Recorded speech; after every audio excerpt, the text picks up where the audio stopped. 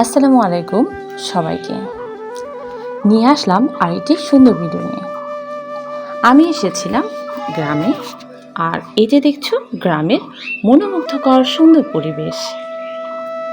আমার কিন্তু বেড়ানোর জন্য গ্রামটাকে পারফেক্ট লাগে। তোমাদের কার কার কাছে পারফেক্ট মনে হয় কমেন্ট করে জানিও।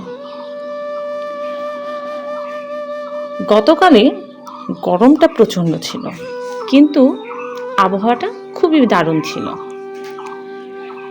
আমরা অনেক দূর গিয়েছিলাম, হাঁটতে হাঁটতে গিয়েছিলাম।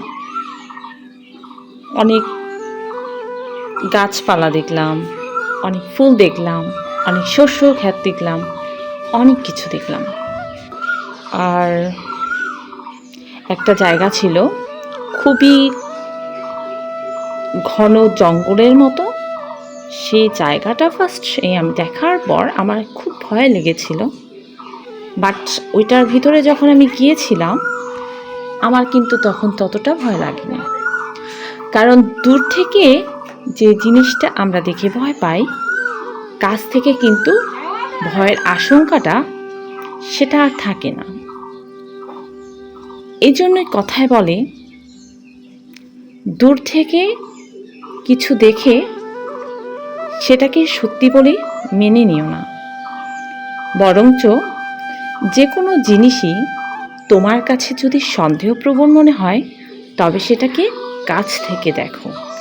কারণ তুমি যখন দূর থেকে দেখবে তখন দূরের জিনিসটাকে